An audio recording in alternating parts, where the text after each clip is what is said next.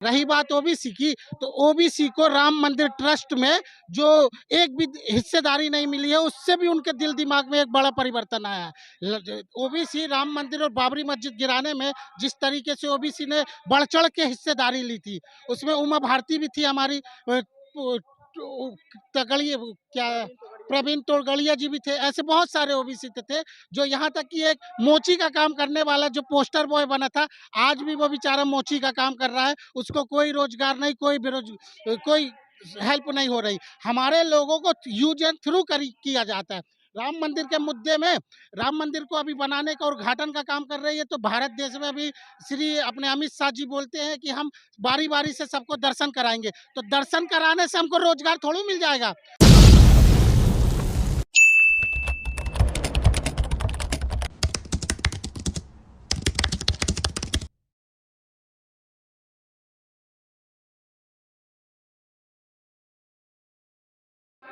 नमस्कार, जय भीम, सत श्री अकाल, जोहार। इस वक्त हम नागपुर में हैं और नागपुर में बामसेब का 40वां अधिवेशन हो रहा है। इस अधिवेशन में हमारे साथ कुछ साथी हैं।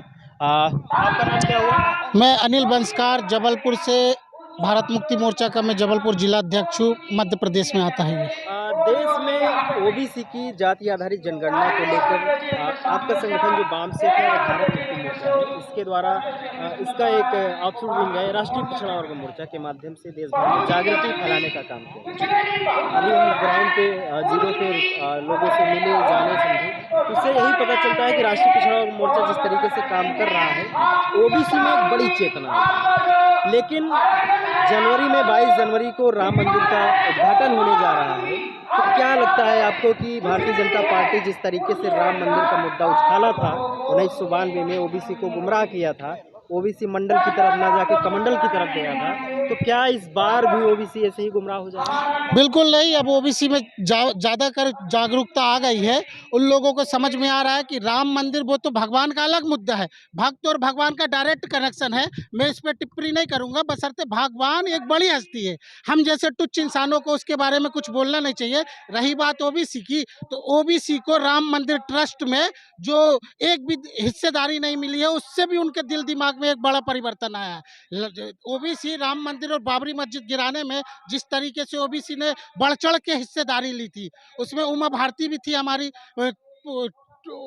तगड़िए क्या प्रवीण तोड़गड़िया जी भी थे। ऐसे बहुत सारे ओबीसी थे जो यहाँ तक कि एक मोची का काम करने वाला जो पोस्टर बॉय बना था, आज भी वो बेचारा मोची का काम कर रहा है। उसको कोई रोजगार नहीं, कोई हेल्प नहीं हो रही। हमारे लोगों को यूज एंड थ्रू किया जाता है। राम मंदिर के मुद्दे में, राम मंदिर को अभी बनाने का और उद्घाटन का काम कर रही है, तो भारत देश में अभी श्री अपने अमित शाह जी बोलते हैं कि हम बारी बारी से सबको दर्शन कराएंगे। तो दर्शन कराने से हमको रोजगार थोड़ी मिल जाएगा।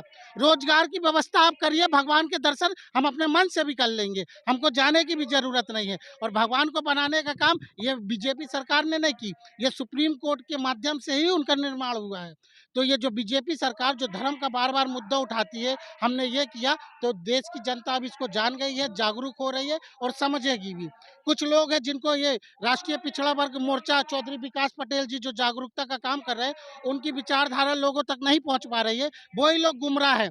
और जिसने चौधरी विकास पटेल जी का ये मुद्दा और विचारधारा को समझ लिया, जान लिया, तो वो अपने हक अधिकार की बात करेगी। जिसकी जितनी संख्या भारी, उसकी उतनी हिस्सेदारी। जाति आधारित गिनती से ही ये सारी प्रॉब्लम सॉल्व होगी।